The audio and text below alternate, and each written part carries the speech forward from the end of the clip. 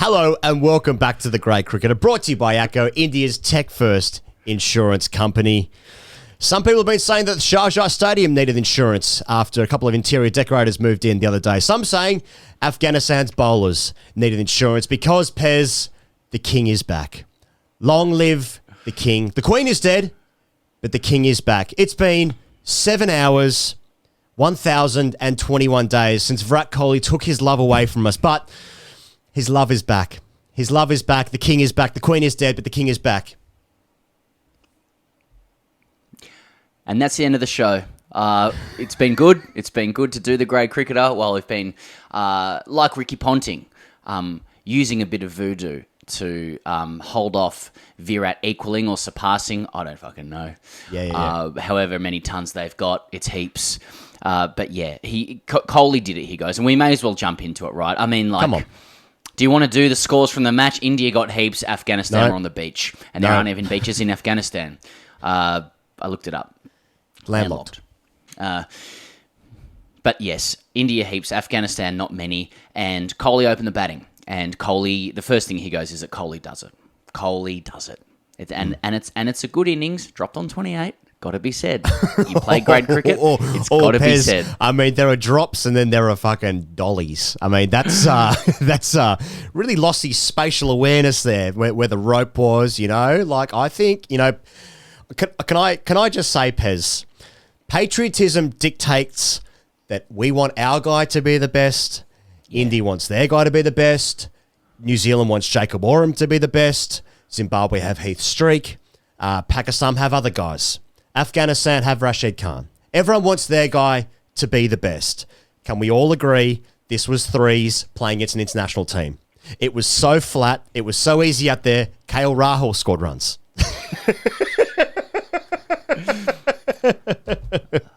It was nice to see Kohli with a bit of swag, and he was good value for it. I wonder if this is how he dreamed of breaking the 100 duck, you know, in a stakesless game in Dubai against Afghanistan. You know what? It's the fucking best time to score runs. It was cash-in runs. It was second innings runs, and the good players make them.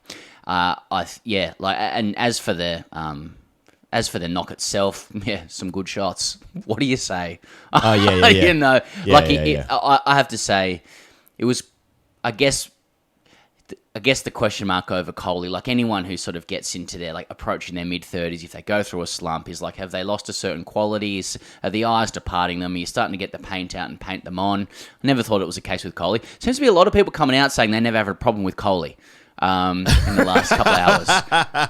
Never thought he should have been gone from the side. But, I mean, that wasn't really ever discussed, like, that, you know, whether he'd lost it in the way other captains in international cricket may have lost it.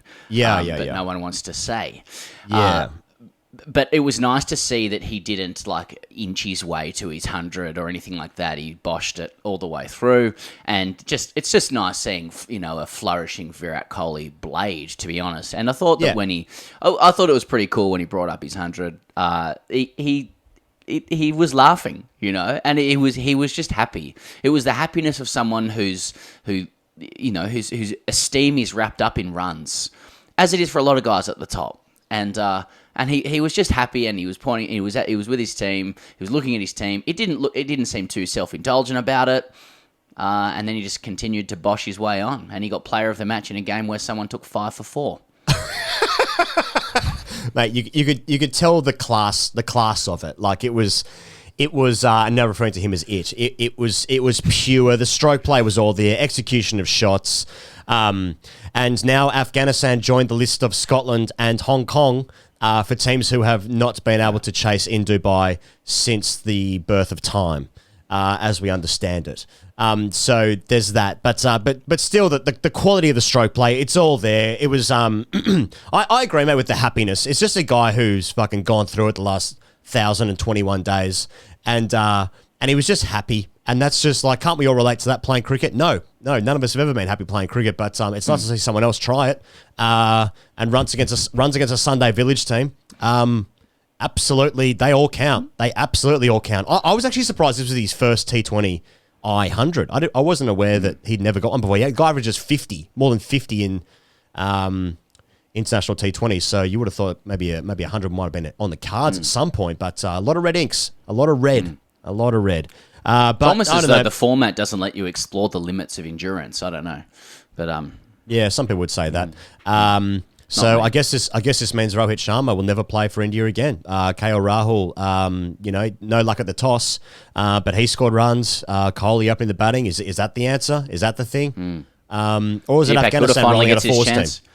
Yeah, Deepak Huda gets his chance against a force team, doesn't get a stick, batting at 5. yeah. Rishabh Pant was a 20 off 16, nerdling him around. Okay. Yep. Normal. He wanted to be out there. I think he just wanted to be out there for Rat's 100. I mean, best seat in the house. Good luck to him. We're going to come to what it means for India in the third thing, but let's get into the second thing. Here goes. BHUVNESHWAR's wrists. Hell of a spell. I mean, what are we looking at here? It was 2 for 1, 9 for 3. Kohli's taking catches. Of course you do after you make 100. Like, they need to get catch. Nice. That's mother cricket, baby. Pez, you can't keep him out of the game. My eyes are rolling. Pez, your eyes are rolling black.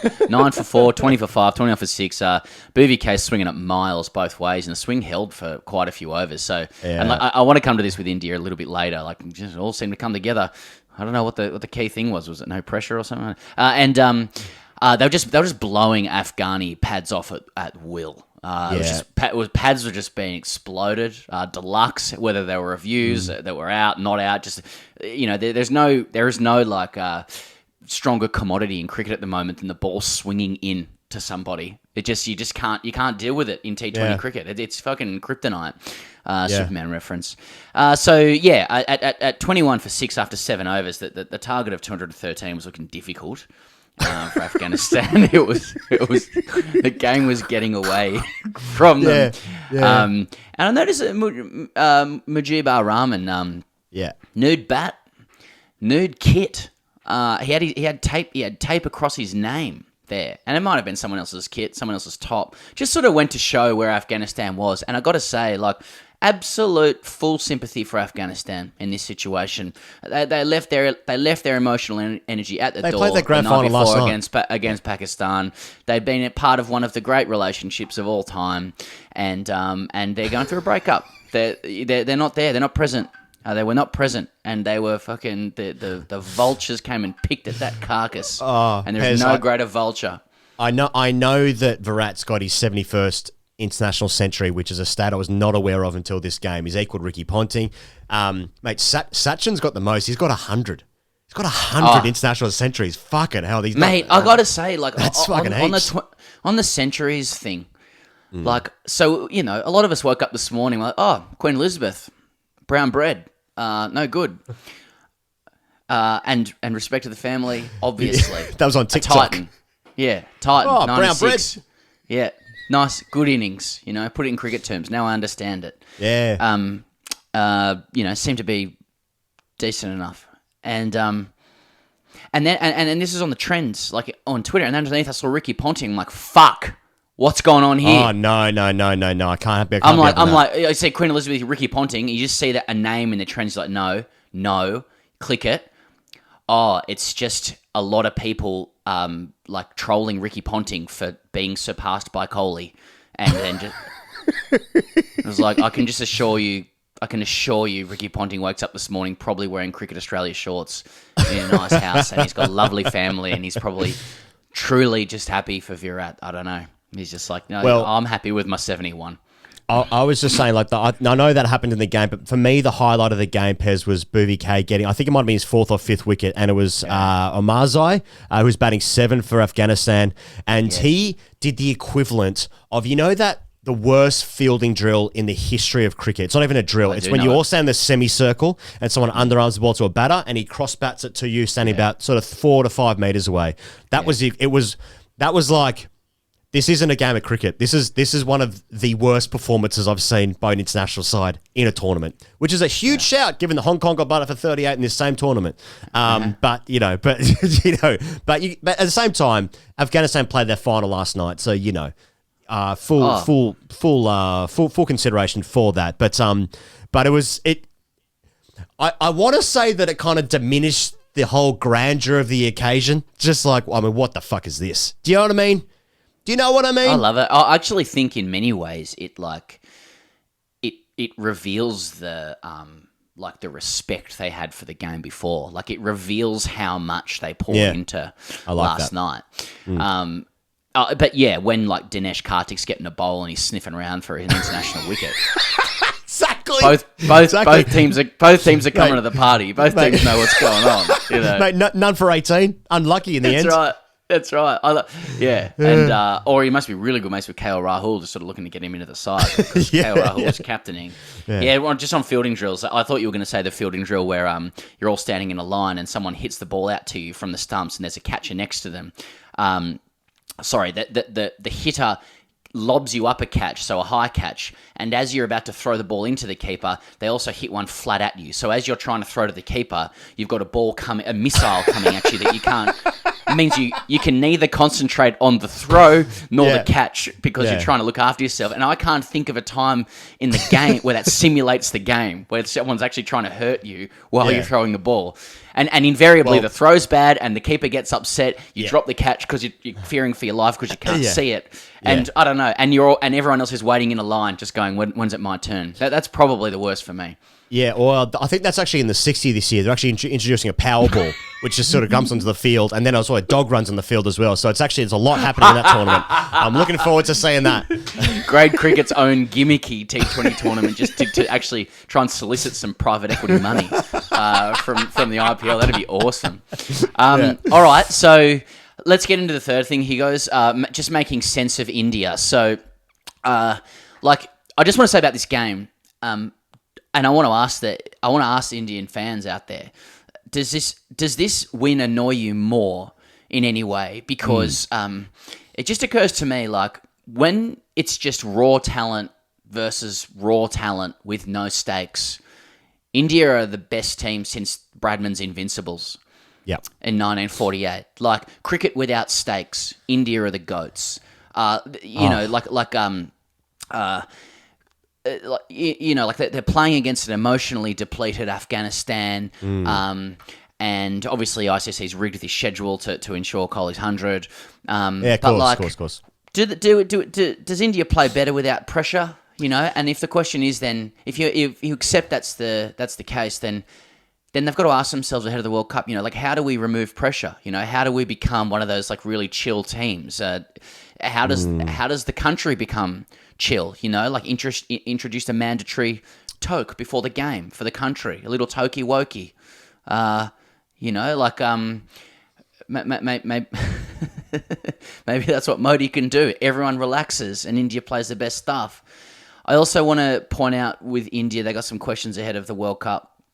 Like, Kohli looks good opening the batting. Is that a thing? What do we make of KL Rahul in that situation? They got a question about their fifth bowler, and they got a question about Dinesh Karthik. But at least this Asia Cup, and you can say this about Kohli, like, at least he answered the question. You know, they're not going to be going into the World Cup going, Kohli, should we or shouldn't we? Kohli, will he, won't he? Massage. You know? This result reminds me enormously a year ago when India got knocked out of the World Cup. Then they played Namibia in their last game and they fucking smashed them by like 9 wickets in about 7 overs or whatever.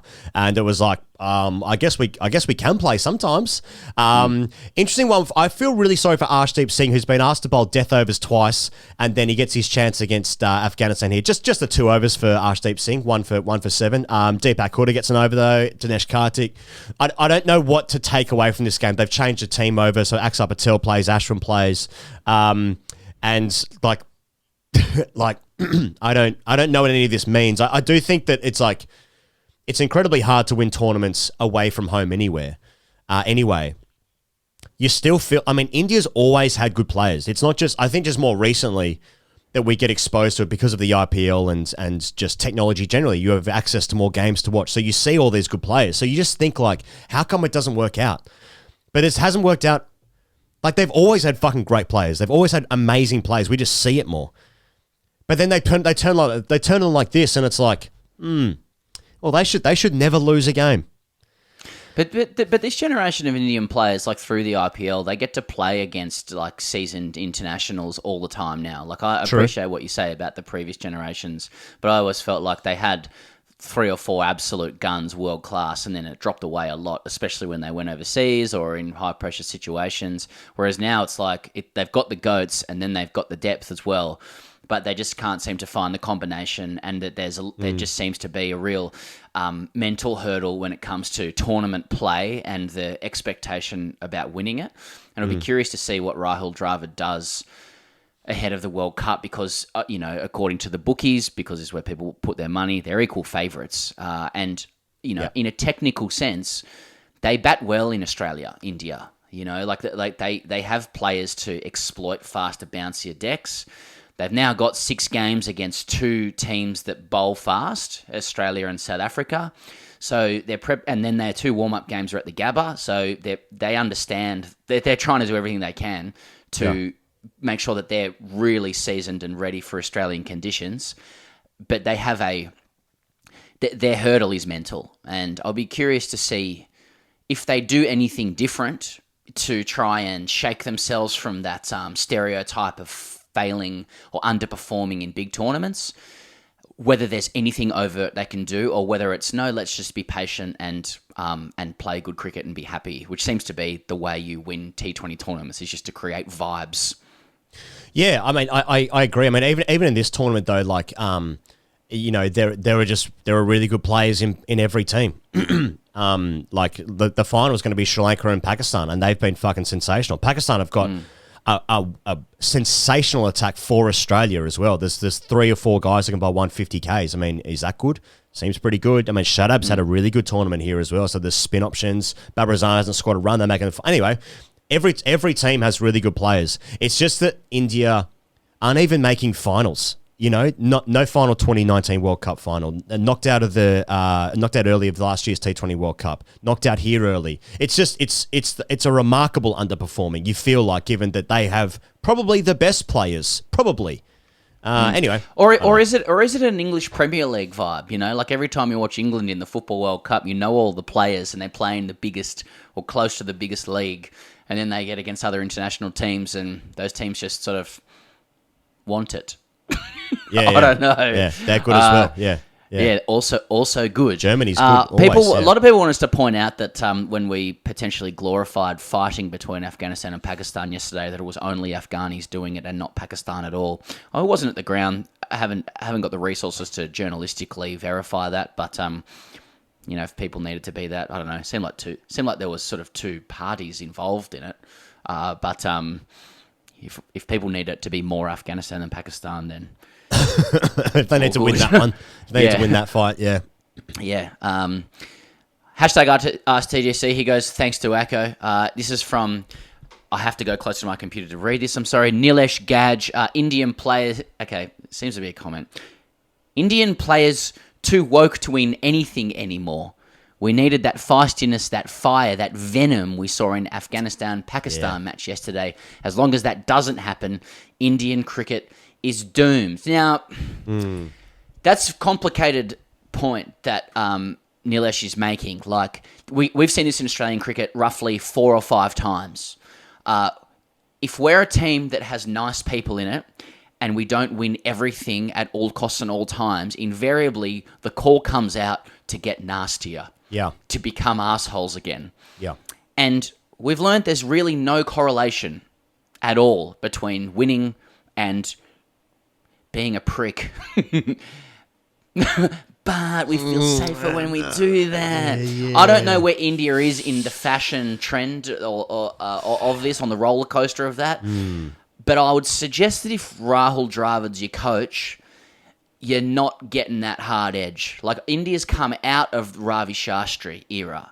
That's the nasty era from an Indian perspective. Now they're going into the tranquil era, and I think they should let that flow. They should let that flow. Personally, I don't think India needs to be coats. Yeah. But when they're out in Australia, I like when India are coats out in Australia. I like when they fucking.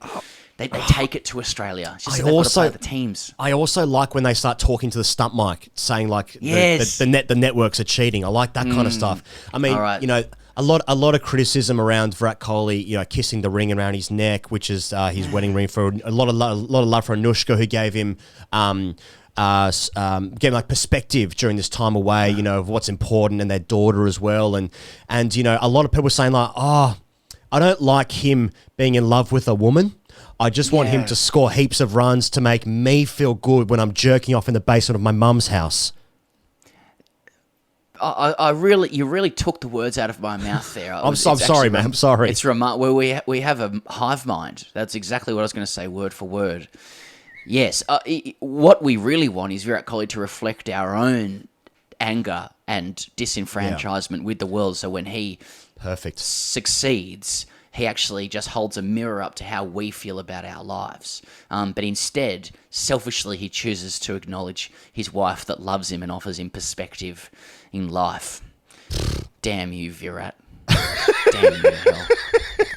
Hey, we're back for 2 more games. We're covering the dead rubber tomorrow, and then the final, of course, the big final, the big old final. Is there another fucking game tomorrow? Damn it. Yeah, mate. Oh, mate, Sri Lanka and Pakistan have got to play each other for some reason before the final. Is that right? Are they doing like a dress rehearsal? No, they haven't played each other yet. Is that right? Or have I made that up? But they're in the final, aren't they? Yeah, but they haven't played each other yet. This is a little peek behind the curtain. They've only played 2 games each, so they're on 4 points. So that's why this game's a dead right. Yeah, I'm sure they're playing tomorrow. So they just have to do a little fucking dress rehearsal dance against each other. Yeah. Show the cards. I suppose that's funny. Mate. Yeah. Mate, there'll be a lot of squad players. Getting the game, I reckon.